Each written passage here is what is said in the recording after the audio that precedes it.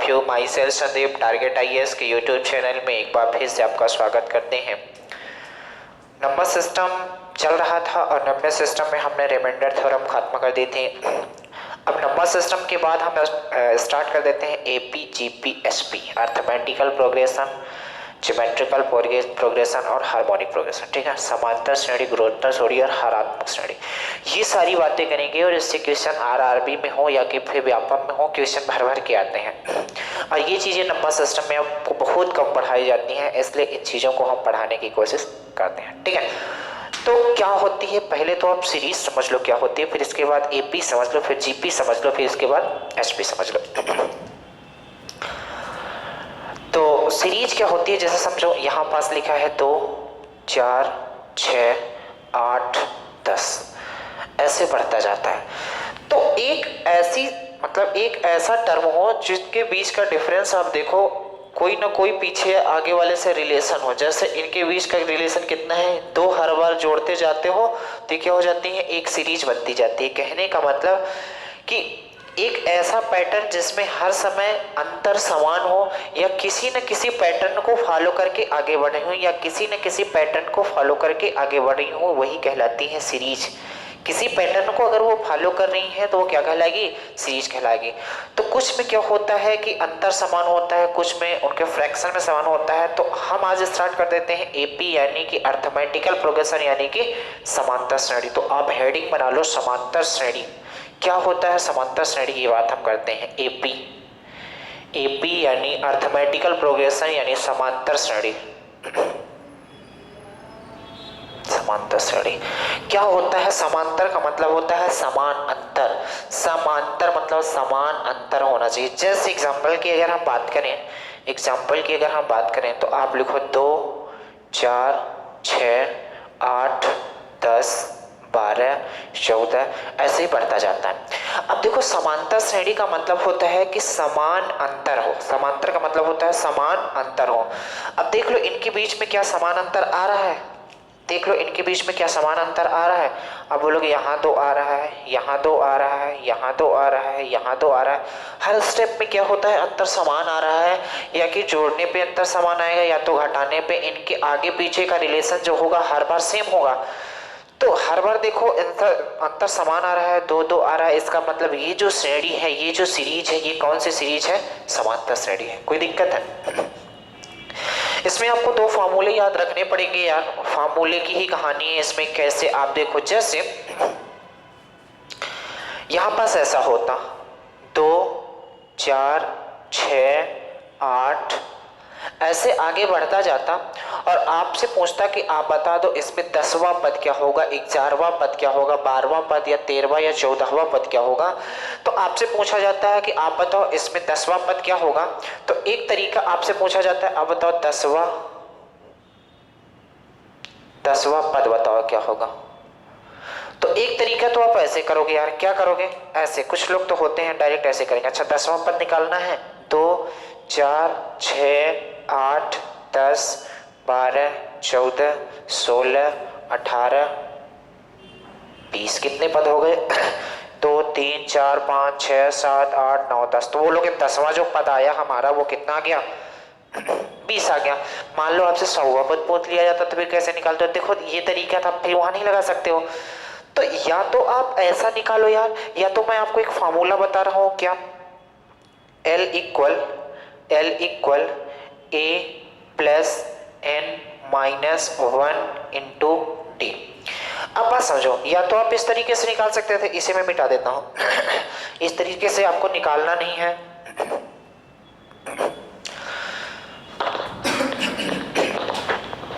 Please पानी दे देना।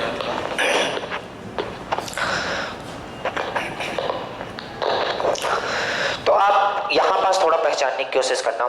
ये वाली जो चीज लिखी हुई है, ये जो 2 है, इसे बोला जाता है फर्स्ट टर्म।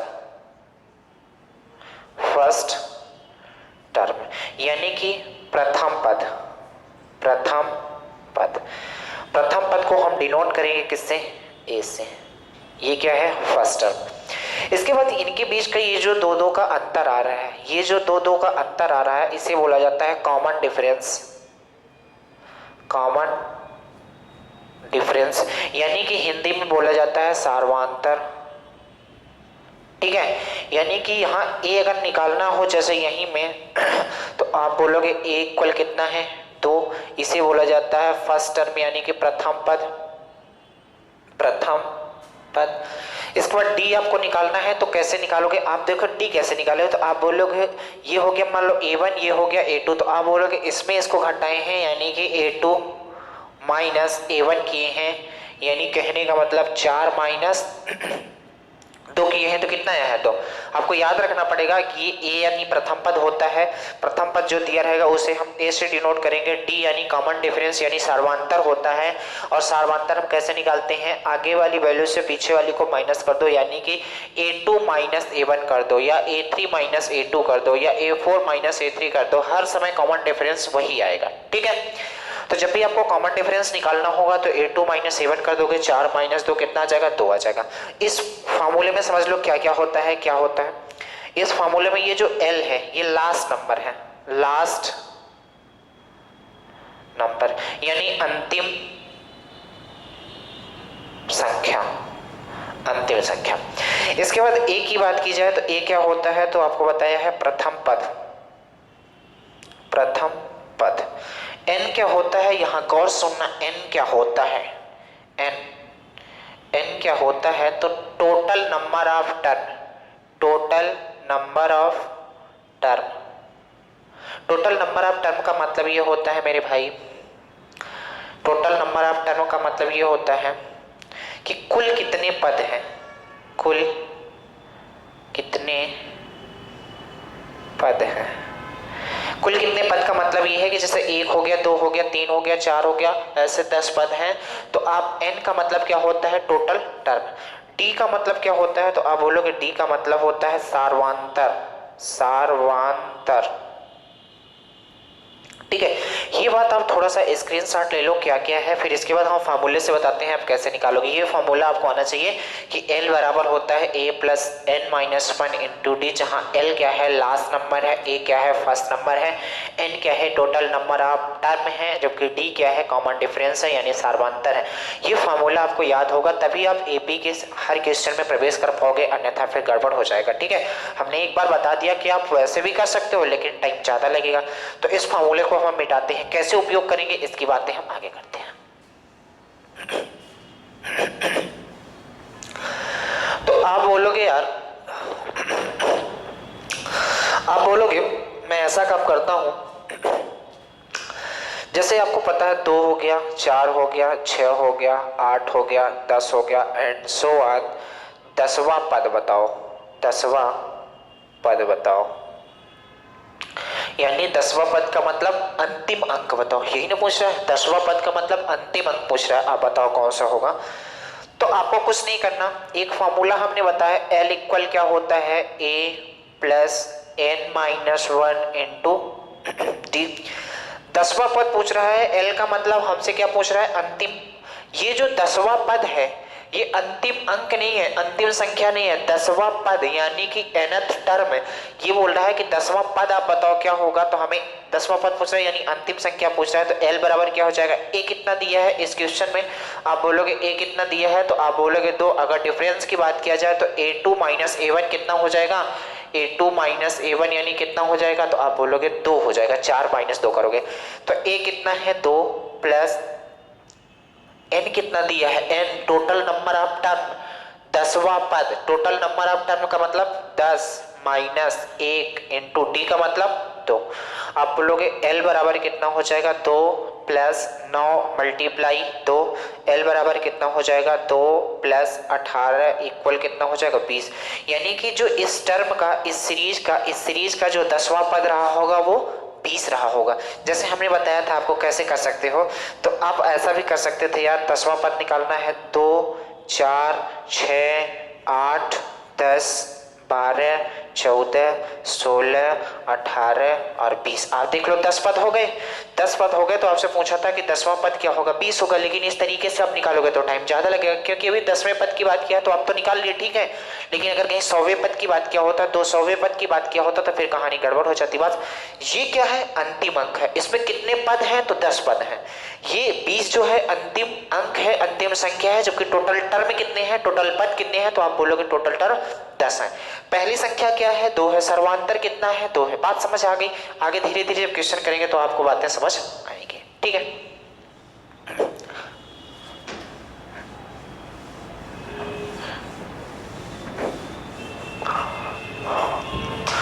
चलो देखो, जैसे पूछा जाता कि 2, 4, 6, 8, 10 एंड सो ऑन, 20वां पद बताओ क्या होगा, क्या होगा। 20वां पद आपको बताना है क्या रहा होगा। तो अगर आपसे 20वां पद पूछ रहा है, इसका मतलब आपको फॉर्मूला पता होना चाहिए, वरना आप वैसे भी निकाल सकते थे। कैसे, आप गौर से देखना, ऐसे निकाल सकते हैं 2, 4, 6, 8, 10, 12, 14, 16, 18, 20, 22 ऐसे निकाल सकते हो। 20 पद जहां पहुंचोगे तो 40 मिलेगा। लेकिन हमने बताया आप क्या करो, एक फॉर्मूला लगाओ, इन सारी झंझट से खत्म हो के L इक्वल क्या हो जाएगा, a plus n minus 1 into t. यहाँ पास लिख लिया करो। a इक्वल कितना है तो आप बोलोगे 2, टी इक्वल कितना है तो आप बोलोगे a2 माइनस a1 यानी कितना 4 माइनस 2 यानी कितना 2। अगर यहीं पास बात किया जाए ad हो गया, n क्या हो गया, n पूछ रहा है 20वां पद, 20वां पद ये n है, और ये l हमसे पूछा है कि अंतिम अंक क्या होगा। बात समझ आई। अब धीरे धीरे ये बातें आपको क्या करना है, पहले जब आप कर रहे हो, पहली बार एपी जीपी एचपी पढ़ रहे हो, तो ये बातें आपको नोट कर लेनी है। क्योंकि मैं बताऊं, जो एनसीईआरटी नहीं पढ़े हो, या तो आपने ये 11वीं 12वीं में देखा होगा एपी जीपी एचपी, या कि फिर आप एनसीईआरटी अगर पढ़े हो तो 10वीं में मिलता है या 9वीं में मिलता है, ठीक है।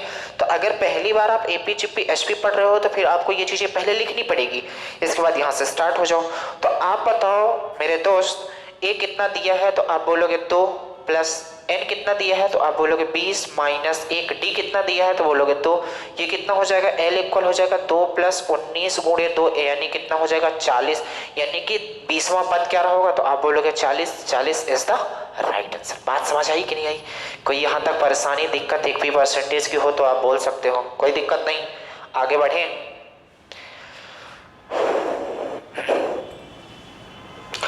बहुत आराम से इसको पढ़ाएंगे, क्योंकि कुछ लोग इसको पहली बार पढ़ रहे होंगे। पहले हम आपको टोटल टर्म निकालना सिखाएंगे कि अंतिम अंक क्या होंगे, टोटल टर्म कैसे निकालोगे, फिर इनका हम योग करना सिखाएंगे कि इनका योग का क्या फार्मूला होता है। एक साथ सारे फार्मूले बताने से कोई मतलब निकलेगा नहीं। तो अगला क्वेश्चन लिख लो, 3, 6, 9, 12 एंड सो ऑन, 20वां पद क्या होगा, 20वां पद क्या होगा। तो आप गौर से देखो क्या होगा 20वां पद। तो आपको एक ही फॉर्मूला लगाना है, क्या, L इक्वल क्या होता है, a plus n minus 1 into t. अच्छा, इससे क्या क्या आप निकाल सकते हो, आप देखो तो अंतिम अंक भी निकाल सकते हो, अनंत टर्म भी निकाल सकते हो कि इसमें कितने टर्म है टोटल, ठीक है। तो सबसे पहले तो आप लिख लो क्या क्या दिया है। तो आप बोलोगे a इक्वल कितना दिया है 3, डी इक्वल कितना दिया है a2 माइनस a1 यानी कि 6 माइनस 3 यानी कितना 3 दिया है। इसके बाद क्या दिया है, L आपको फाइंड करना है, जबकि N कितना दिया है तो आप बोलोगे N कितना दिया है 20वां पद। कोई दिक्कत है तो आप देखो L इक्वल कितना हो जाएगा, A मतलब 3 प्लस N मतलब कितना होता है, N कितना दिया है 20 माइनस 1, डी कितना दिया है तो आप बोलोगे कॉमन डिफरेंस कितना है 3। कुछ नहीं, फॉर्मूले में रखना है, इसलिए हम जल्दी जल्दी कर रहे हैं। 3 प्लस 19 गुणे 3 कितना हो जाएगा, टोटली मिला के 60 इज द राइट आंसर। यानी इस टर्म का अगर 20वें पद की बात किया जाए तो वो कितना रहा होगा 60, यानी 3, 6, 9, 12 एंड सो ऑन। 20वां पद आपको निकालना है, इस फार्मूले से आप निकाल सकते हो। कोई दिक्कत, कोई परेशानी, कोई तकलीफ, कोई कष्ट हो तो आप बताओ। नहीं है तो इतनी बात समझ आ गई। अगर मान लो यहीं पास आपसे एक चीज और पूछ लेता है, क्या पूछ लेता, इसको हम मिटा दें, इसको हम मिटा दें। मान लो यहीं पास कहीं ऐसी कुछ चीजें पूछ लेता कि आप बता दो, इसको हम मिटा देते हैं थोड़ा। मान लो आपसे पूछ लेता कि आप बता दो, यहां पास देता एंड सो ऑन, यहाँ दे देता 60, वहां पद ना देता 60 है तो श्रेणी में कुल कितने टर्म यानी कितने पद होंगे, कितने टर्म होंगे यानी कितने पद होंगे। तो फिर भी ये फॉर्मूला लगाना है। पहले देख लो यहां पास इस बार दिया क्या क्या है, तो आप बोलोगे a इक्वल कितना दिया है 3, d इक्वल कितना दिया है तो 6 माइनस 3 यानी कितना 3। l की बात किया जाए तो इस बार l दे दिया है 60। जब वहां पास लिखा था 20वां पद तो वहां पास क्या n दिया था, इस बार 60 दे दिया है। आपसे पूछा है कुल कितने पद है, n कुल कितने पद है, तो इस बार l कितना दे दिया है तो आप बोलोगे 60 दिया है, जबकि n क्या है इस बार फाइंड करना है। दोनों क्वेश्चन में डिफरेंस है। आप पीछे वाला देखो तो कुछ दूसरा पूछा है, ये वाला देखो तो कुछ दूसरा पूछा है। तो आप यहां से देखोगे यार तो l कितना दिया है तो आप बोलोगे 60 इक्वल कितना हो जाएगा, a मतलब 3 प्लस n का मतलब कितना होता है हमें फाइंड करना है, बताने n माइनस 1, d कितना है 3 है, लिख दो। आप बोलोगे ये वाला 3 इधर आएगा तो 60 माइनस 3 कितना हो जाएगा 60 माइनस 3, तो ये कितना हो जाएगा इक्वल n माइनस 1 और ये डिवाइड में कितना हो जाएगा 3। तो आप देखोगे ये कितना हो जाएगा n माइनस 1, ये कितना हो जाएगा, ये हो जाएगा 60 माइनस 3 57, 57 बटे 3 यानी कितना हो जाएगा 19। तो यहाँ से जब n निकालने की कोशिश करोगे कितना आ जाएगा 20। आप सिंप्लीफाई कर सकते हो, n कितना आ गया 20 आ गया कि नहीं। तो यानी 20वां पद क्या रहा होगा 60 रहा होगा। उम्मीद करते हैं बात समझ आई होगी कि हम क्या बताना चाहते हैं क्या नहीं बताना चाहते हैं। हमने ये बताया कि 3 6 9 12 ऐसे ऐसे करते करते 60 तक गया है। तो आप बताओ इस श्रेणी में कुल कितने पद होंगे, तो कुल कितने पद होंगे 20। अगर यही पास पूछा जाता कि आप बता दो 3 6 9 12 एंड सो ऑन 20वां पद बताओ, तो 20वां पद 60 हो जाता। उम्मीद करते हैं थोड़ी बातें आपको समझ में आई होगी। आगे बढ़े, एक क्वेश्चन और करें, चलो।